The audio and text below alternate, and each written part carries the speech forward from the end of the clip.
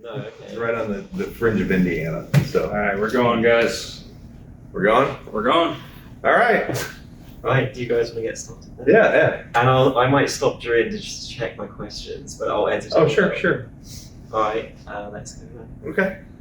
Alright guys, thank you so much for showing me around today. Absolutely. Really enjoyed it. Great to see the facility. I was just hoping I could ask you guys a few questions Sure. for our community. Yeah, absolutely. So firstly, both of you, how did you get into crypto, and then how did you get into mining specifically? I began on the speculation side of things, just investing in altcoins, Ethereum. Kind of got into the 2017 wave, so not super old school, but I've been in the game about 5 years as far as being all about crypto. Worked at CoinFlip for a couple of years, a big Bitcoin ATM operator in Chicago. Was on Crane's list of fastest growing companies here a couple of years in a row now, actually. So that was a great place to learn a lot, did a lot of business development there, and learned more about the more traditional business side of things. And from there, I quit after a couple of years just to trade full time and look for something a little different, something a little more hands-on. And that's when I met Tim. Got recruited through Indeed, actually. He reached out to me. So kind of came on here, more of a technical role, mining technician, IT guy. I wear a lot of hats here. But I set the machines on the racks and make sure they're running, and minor repairs. Basically everything I can do to keep the uptime high. So that's my main responsibility here. Well, he's being modest. He does a lot more than that. So we're fortunate to have Corey on board to help with the operations and some of the marketing, some of the other things we do. For me, it was out of necessity. In 2015, I had moved from running a software company that we own into a tier 2 56,000 square foot data center that our company had developed through MDI Access, which is where we're sitting right now. So our parent company at DC Mining's MDI Access that builds data centers. Long story short, we needed a cash flow data center, and an intern came to us with the idea that we had a lot of power and we were going to make a lot of money. We were going to mine Bitcoin. So we gave him $10,000 and we bought S5s at the time and started mining ourselves. An ad in Vice magazine started attracting people, and we decided we were going to host. So I've been hosting since early 16, I think it is, with customers all over the world, and some of those same customers are still with us here today. So just out of a need and necessity, and we had space and power, and we got into the mining game and mined ourselves and hosted miners. So. Wow, fantastic, guys. And then with Ethereum moving to proof of stake, we've seen the difficulty go up for most coins like Ergo and Bitcoin. Do you think more coins are going to move to proof of stake? What do you think is the future of proof of work? I think proof of work will always have its place. I have not spent a lot of time dabbling into that. So Corey, I don't think you probably have a better viewpoint on moving from proof of work to proof of stake. Well, I do agree. I think there's always going to be a niche, and proof of work is always going to be what backs a lot of these, not a lot. I think it's going to be a lot more narrower than it used to be. But for things like Monero, Bitcoin, and I know there's still a lot of support behind things like Kadena. We were talking about that earlier, Ergo. But I think proof of stake is obviously going to be the majority of the market, but that's not going to ever change the fact that there is a demand for mining and coins that are backed by that process and the hashing and everything. So long story short, yeah, it's going to be around, especially even Bitcoin mining alone. That's going to be an industry that lasts probably most of our lifetimes. So yeah, absolutely, the ultimate digital store of value. And as we discussed earlier, yeah, Kadena and Ergo, there's still so much innovation with proof of work, especially Kadena's braided chain, which the more transactions you get, the faster and cheaper it gets. That's incredible. And then as we spoke about the proof of X, I personally think we need as many consensus algorithms as possible, a consensus of consensus algorithms to really get true decentralization. And then with what you guys are doing with the renewable farm, that's massive. If more and more farms get renewable, there's a bright future for it, I think. And that brings me to my next question. What were the main challenges in setting up a renewable farm this time? Was that new for you guys? Well, it wasn't new, and we've always been aligned with that energy company who's put their efforts into renewables. So that made it a little easier to do. And as we kind of talked a little bit about earlier, our future farms are aligned more heavily even with gas flaring, hydropower, and those types of things to even more renewable. So we're augmenting power with solar and those kind of things. There are some challenges because there's a lot of unknowns because renewables can't provide 100% of energy all the time. So you have, when you're aligning yourself with an understanding that we need to keep people up 100% of the time, and that's what we do and what we do best.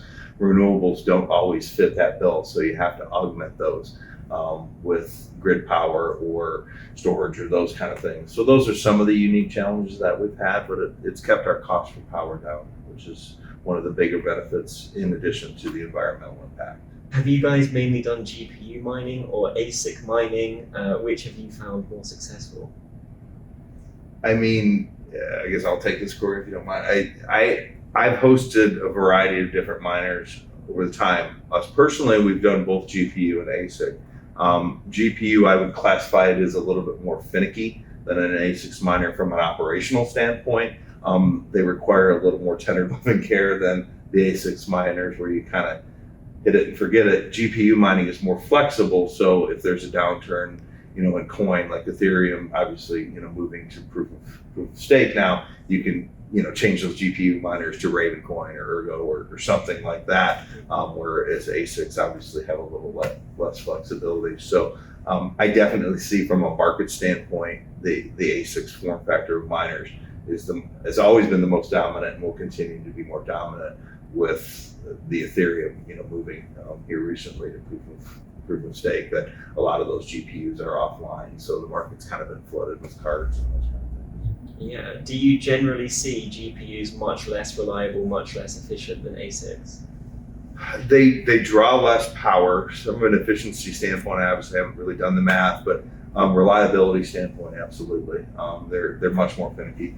And it's not to say that I think the closed air rigs and some of the rigs that people are making, 8, 10, 12 card rigs without riser cables and, those types of things are much more reliable than when we first started. When I first started mining, we had a guy show up and put things on milk crates and put, GPU cards on milk crates. And it was unique to see. So I think manufacturing has made it more reliable, but overall they are not as reliable as an ASIC machine. Okay, yeah, very interesting, because I know coins like Ergo are ASIC resistant for now. So cool. What security measures do you guys take at your facilities? From a security standpoint, we, as a data center company by nature, access control is something we do very, very well. So we use, here we use a system called Isonos, and that obviously key card access, key fob access, camera control, those kind of things. And with that, it allows us to assign, like Corey has different door groups that people can get in and out of. So customers may have access to their room where their miners are, but they can't get to anybody else's miners. So in terms of control, we're very flexible in terms of what we can do and allow security measures to be as tight or basically as necessary as what they need to be based on an individual client's needs. Yeah, and from a technical perspective, we do segregate each client. They all have their own separate VLANs. We have an excellent firewall. We have a great IT guy that's in here a few times a week, double checking everything. We have redundant measures, whether that's from the routers and switches, stuff like that, to our actual internet connection. So we actually had an incident about, a month ago, where somebody far away from this location ran their car into some sort of infrastructure. The internet went down. Long story short, a car crash caused our internet to go down at this facility, but luckily we had our backup set in place, so we experienced absolutely zero downtime for our miners here at this site. So, yeah, you make a good point. We think physical security all the time, but internet security in this business is equally critical. To Corey's point, to segregate those kind of things, and we don't think about that, but we take cybersecurity as seriously as we take physical security. That's great to hear. It's impressive. Do you guys filter the air in your containers? Yes. Yeah, change them out quarterly. We got the whole schedule set up, so it's not even really, it's on the calendar, So it's not something we're gonna forget. It's not something we don't do. We have them sitting in the back. We actually have the filters on hand, so yeah. It's and whether, depending on the area that we're mining, the filters in the containers and filters on any interior pods would be changed. So It was a little more critical with the GPUs because those things collect dust like crazy, and they can actually, like we were talking about earlier, they get a little more finicky. But ASICs, even though they're tanks, we still make sure that everything's filtered, and it's not going to cause any issues. There's not going to be any leaves flying inside the ASICs, which could be an issue. That's one of the things the repair center told me is people will just let a lot of junk get inside their ASICs. That's not something we do here. Yeah, so even though they're containerized, site selection and air filtration is still a very, very important thing. Yeah. It's like, oh, I'll just set it in the middle of Texas or wherever because it's cheap power and those kind of things. But the environment plays a very big role in this, these machines react to this. And from a consumer standpoint, when you look at an environment, I'm probably expanding a little longer than your question, but the hotter it is, the more these things run, and then ultimately the more it costs you, the consumer, because you're consuming more power because the fans are cycling higher. And then with the unknown is the longevity. Nobody's really done the studies, but how long is it going to last? And in a perfect environment, a data center grade environment, which I run machines for years. I mean, there's still machines here that have been running since 2015, 16 in a data center environment that may not run as long. So I think when you're choosing a host and looking at these things, you really need to get somebody who understands those types of things because you're trying to extend the life of your investment. And then to answer it super in depth, a lot of the wear and tear is the expansion and contraction from the temperature changing. We actually have those fans in the interior pods set so that they try to maintain a consistent temperature. We're not always just like run the fans on cold all the time, let it bounce up and down. So we actually have, if you saw those fans, the intake, those have little filters on there to control how much comes in from the outside. So let's say once it gets freezing, we're going to want a little more of that hot air from the inside to be retained. So then we would close those and kind of, like I said, just keep everything consistent with a variety of different levers we can pull to do that.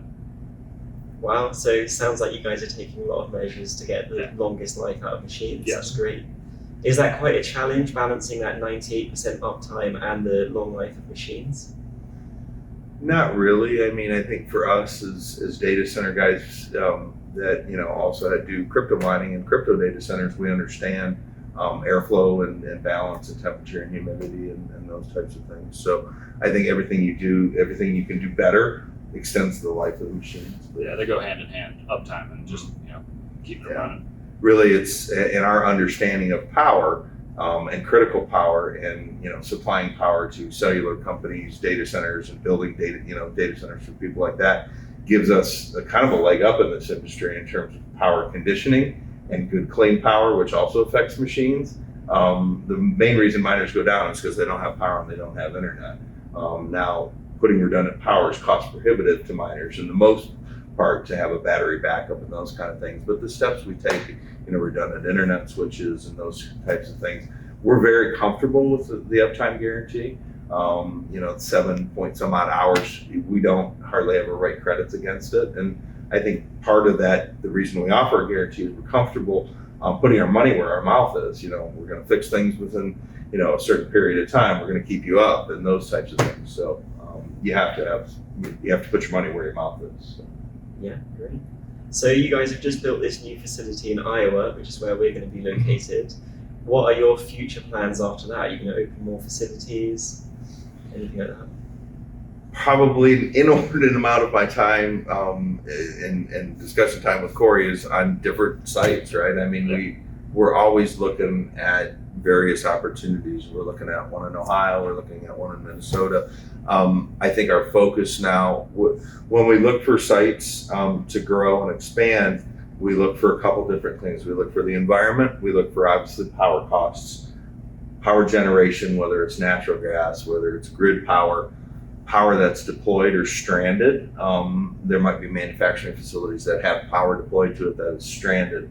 So you're in a better position to leverage a power purchase agreement maybe with a company because they're not getting any revenue now. The same with stranded oil wells, they're not getting any revenue off the gas. So when we look at it, those are all the things that us as an organization and Corey and I look at and say, okay, what makes sense? So our goal as a company, as it sits today, is 40 megawatts by the end of 2024. We may blow past that much sooner with the opportunities that we have. There's a lot of property for sale right now, and there's a lot of opportunity for growth. The one thing we have to do is manage it appropriately because I think where you get into trouble with growth and expansion is you do it way too fast and you forget about what got you there, and that's the single customer at a time. So you can't lose sight with the big, the overall picture being so big that you're forgetting about the individual customers that got you there. So you walk from opportunities, because our growth should never affect you as a customer. Yeah, that's a great way to put it. So you guys have been through bull markets, bear markets. What are the biggest lessons you've learned in this industry? Lower the leverage. And whether you're doing, like, we're actually doing, physical work here, putting down the infrastructure for all these miners and stuff, but even that, people get caught up.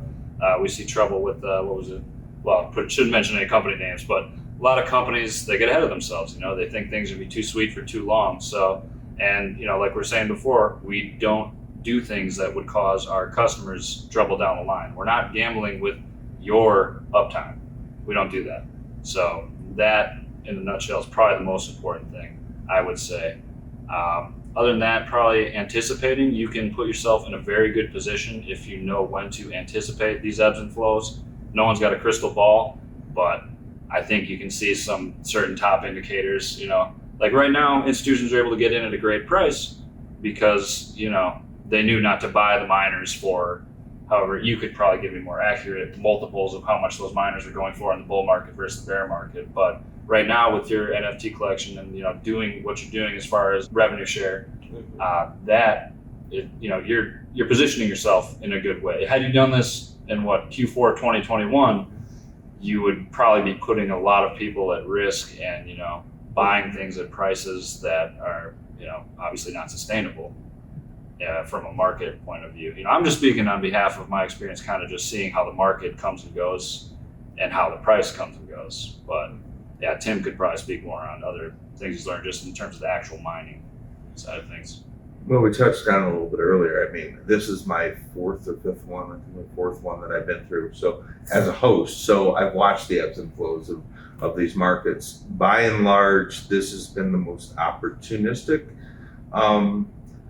bear market that I've ever seen. It used to be when we hit these lulls, people would shut off, and then the conversations would be crypto is dead, and all this inordinate amount of conversations we'd have, and kind of what we touched on earlier. I have never seen more institutional accredited money come into this business, which has to tell the consumer or anybody looking at this business, there's a bunch of really, really smart people with a lot of money that are going into the cryptocurrency and Web 3.0 and all the things that are happening right now. All those people can't be wrong, so to speak. You would hope they certainly wouldn't, but from a credibility, from a business person standpoint, we are doing business with people like yourselves who have actionable, executable plans versus kind of the hope and the pie in the sky. So hope is never a strategy. And the strategies we've seen deployed, the people we align ourselves with, similar to you guys like yourselves, actually are doing the right steps and taking the right steps, which makes us feel more comfortable throwing millions of dollars into facilities to build this infrastructure. It's not a cheap venture to do, and it's not something that you make your money overnight. You have to look at 3, 5, 7 years to amortize stuff with. So, but Corey's point is, I mean, this is a really, really good time, and it's a really fun time to be in the market. So the lesson I've learned is this is a much better bear market than I've ever seen. Yeah, no, I completely agree. This is the perfect time for us to sell out, for us to start this operation. These miners are about, 70% cheaper than all-time highs. Yes. And then we just wait for the next bull run, and it'll be very fruitful. And then, yeah, about this, the smartest people in the world getting into crypto, that's exactly when I went all in. I was like, all these big CEOs, every big company is going in, there must be something here. Yeah. And that's what's exciting. One final question then. So many of my friends, people I know, don't understand crypto at all, and then the second you mention mining, it's like mind blown. Even my mom, she doesn't understand a thing about it. How would each of you describe crypto mining in a single sentence? Man. A single sentence? Yeah. A single sentence. I would say, Or a few sentences. so All right, here's my explanation. Tim's answer is gonna be way better, so I'm gonna do mine first, and then he I can don't give us. think so. I don't think so. Bit of a Crypto Yours mining. is going to sound much smarter than mine. So I can describe it in a couple different parts. The purpose of crypto mining is to create an artificial model of scarcity that would replicate a real life precious asset of some sort that has a limited quantity. So in order to do that, we need to introduce certain barriers like the difficulty. The difficulty rate makes it so that you need to sort of back up the value of your coin with the expenditure of energy. In this case, literally energy, literally electricity, wherever you get it. And that in turn creates a price floor for a digital asset. I'm obviously going to use Bitcoin because it's the first one that comes to mind. So without that backing of that energy level, that expenditure that was required to create a Bitcoin, the price floor would be strictly speculative value. Whereas at the end of the day, we have people right now mining, they're not going to sell below the level of profitability. Game theory wise, obviously some people cut their losses and run. But in practice, on a macro scale, people are not going to sell you a Bitcoin for $5,000 that costed them $10,000 to mine. You know what I mean? I pulled those numbers out of the air, but that's how I describe it to my mom. And that's how I make her understand that these things do have value, because Bitcoins aren't free. They don't just fall out of the sky. You have to actually expend energy to create them. Okay. That's as good as I got off the dome. Great. I'm really gonna dumb it down for you here. So I've been asked this a lot. Mining is it's a simple way of these small computers that use about this much internet and this much power and create a lot of heat to validate that you are who you are and I am who I am. And these transactions between you and I, that I have $100 to send you for your rental car trip or whatever that might be, in a nutshell. And I think mining, to get into the crypto game, if you can position yourself with mining versus buying, is one of the best ways to do it. Because if I buy a Bitcoin at $19,000, I have one Bitcoin that will only ever be one Bitcoin. If I buy miners, I have the opportunity to run and amass more than one Bitcoin over the life. So if I take that same $19,000 and buy 6 miners now, as an example, I may get to mine 5 Bitcoins over 10 years. So I think, there's different ways to get into this market. Mining, by and large, is one of the smartest ways to get in and amass individual wealth, so to speak, by getting into the mining game versus just playing the market, so to speak, because you're not limited when you mine. Does that make sense? Yes, that was perfect, both of you guys. One quick final little question. What do you think the impact of the next halving is going to be? Based on, I'm sure you've seen some. Well, from a mining perspective, and we are seeing the difficulty rate rise, in part because there is, obviously guys like us, we got in early, we always saw the future in Bitcoin, but now it's getting to a point where it's regulated. The guardrails and the infrastructure on like a financial level is there for bigger players to enter the game. So now we're seeing big guys come in and say, oh, these machines, they're half the price they were so such and such time frame ago. Let's hop in now, let's hop in big, let's get situated again before the next price increase, or hopeful price increase, however you want to look at it, inevitable, hopeful, whatever. They want to get in now at these prices, and I think that next halving is going to increase that difficulty rate to a point where I don't think you're going to see a lot of hobbyists. Even now we're seeing them get weeded out. Tim has mentioned before, I don't know in this interview, maybe off camera, but we're seeing big orders. We're seeing, instead of 5 megawatts, we're seeing 50 megawatts. We're seeing people looking for a ton of energy, and the type of stuff that the small fries are just not gonna, if you were to look back in history and look at the people who find oil in their backyard, people aren't doing that anymore. It's kind of the same thing with Bitcoin. You're not gonna mine this stuff in your backyard. You're gonna need a site. You're gonna need steady, consistent electricity, and I think the halving is just gonna exacerbate that. And historically, we see price increases. So from that perspective, I'm always waiting for that next halving in terms of my personal portfolio. But that's my take from the mining side of things. I think Gord's right. I've been through some halvings since I've been doing this. Historically, you see price increases, but also to dovetail on his comment, he's right. Most some people in the mining game, especially the hobbyists, take a very narrow approach at this, and they look at when it halves, I'm only getting half of my reward, I'm only getting half of my money, so I'm not as profitable, and they don't take the long-term view that the coin may appreciate. So maybe I'm not losing entirely half, I'm gaining some of that back with the appreciation of the coin. And a lot of people, I've seen the real smart people who are still mining, like my customer from Latvia who started back in early 2016. He stayed consistent because he's always added to his mining inventory during these times. So you're going to see the price of machines might go down a little bit. I mean, I can't speculate on what the markets will do, but what I can say is the smart people and the people who make the most money aren't closed-minded to think that because you took something, half of something away from me, means I'm getting half as much. You actually have to sit and wait and watch that coin appreciate a little bit more because of that. So stay in it. Yes. Stay focused. We knew it was coming. It wasn't a surprise when it happened. You just keep going. Yeah, exactly. And Corey, to your point about huge corporations and governments now doing all the mining, that's why NFTs are such a big innovation, because it can become decentralized again. The little guy now can get involved without the heating, cooling, the high cost of machines. Yeah. Mm-hmm. It's like a fractional ownership. But yeah, thank you so much, guys, for your time. Absolutely. Thank Really you for great. coming all the way out and seeing us, and we appreciate it. No, I love it here. It's been great. Lovely to see all the facilities, everything you guys are doing, the cooling, the machines. It was very interesting. Thank you.